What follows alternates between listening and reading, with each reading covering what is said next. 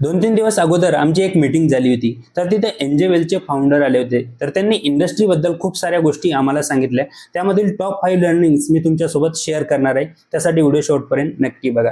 त्यातील पहिली लर्निंग आहे, त्यांनी सांगितले की अजूनही खूप साऱ्या लोकांना आपल्या देशामध्ये म्युच्युअल फंडबद्दल अवेअरनेसच नाहीये आणि भरपूर लोकांना भीती सुद्धा वाटते. तर त्यासाठी त्यांनी सांगितलं की गेल्या 30 वर्षामध्ये प्रायव्हेट सेक्टर सुद्धा म्युच्युअल फंडमध्ये काम करतंय, पण आतापर्यंत सिंगल फ्रॉड सुद्धा इथं झालेला नाहीये.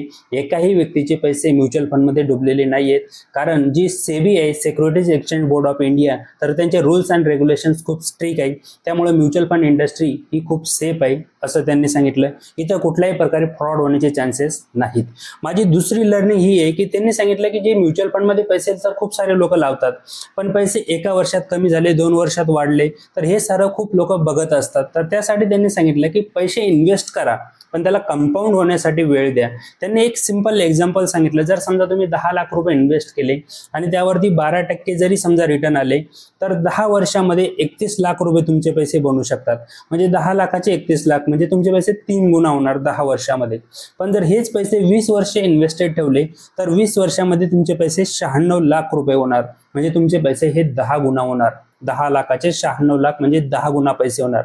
आणि जर कोणी हे पैसे 30 वर्षासाठी इन्व्हेस्टेड ठेवले, तर 30 वर्षामध्ये हे पैसे बनतील 3 करोड रुपये. म्हणजे तुमचे पैसे हे 30 गुणा होणार. तर यामुळे त्यांनी सांगितलं की पैशाला कंपाऊंड होण्यासाठी वेळ द्या. 1-2 वर्षात कमी झाले, जास्त झाले, या गोष्टींकडे लक्ष देऊ नका.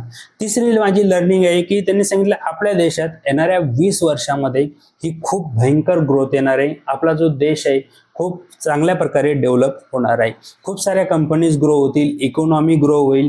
आणि मग या इकॉनॉमीचा ग्रोथचा जर आपल्याला बेनिफिट घ्यायचा असेल, तर आपल्याला इन्व्हेस्ट करणं गरजेचं आहे. जेणेकरून की जेवढा देश श्रीमंत होईल, तेवढे लोक देशातील पण श्रीमंत व्हायला पाहिजे. तर ते तेव्हाच होऊ शकतं जेव्हा आपण त्या इकॉनॉमीमध्ये पार्टिसिपेट करू, इन्व्हेस्टमेंट करू, जर या ग्रोथचा बेनिफिट घ्यायचा असेल तर.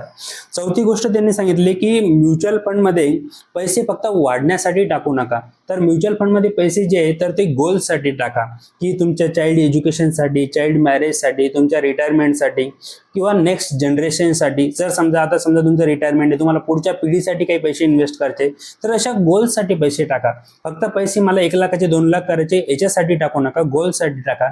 आणि जर याच्यासाठी गोल कनेक्ट झाले, तर ती जी इन्व्हेस्टमेंट आहे ती तुम्ही कंटिन्यू करू शकाल. आणि 5वी गोष्ट त्यांनी सांगितली की फायनान्शियल अवेअरनेस वाढवा, फायनान्शियल एज्युकेशन घ्या. आज खूप ठिकाणी फ्रॉड चालतात, पॉन्जी स्कीम चालतात, जिथं लोक सांगतात की 1 वर्षात पैसे डबल होतील, 6 महिन्यामध्ये पैसे डबल होतील, आणि या ठिकाणी लोक फसतात सुद्धा. याच्या पाठीमागं कारण काय माहिती आहे की लोकांना फायनान्शियल अवेअरनेसच नाहीये. आणि या कारणामुळे लोक फसतात की लोकांना सांगितलं जातं की 1 वर्षात तुमचे पैसे डबल होतील, पण लोकांना ही गोष्ट माहितीच नाही की पैसे डबल होण्यासाठी 100% रिटर्न लागतात. आणि एका वर्षामध्ये 100% रिटर्न हे इम्पॉसिबल आहे, कुठेच भेटू शकत नाही.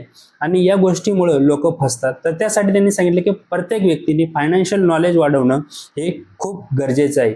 आणि ही गोष्ट सुद्धा सांगितली की एक्सपर्ट थ्रू इन्व्हेस्टमेंट करा. जर तुम्ही कोणाच्याही ऐकण्यावरून, कोणाच्याही सांगण्यावरून इन्व्हेस्टमेंट करत असाल, तर तुम्हाला जो येते तुमचं नुकसान होऊ शकतं. म्हणून एक्सपर्ट लोकांथ्रू इन्व्हेस्टमेंट करा.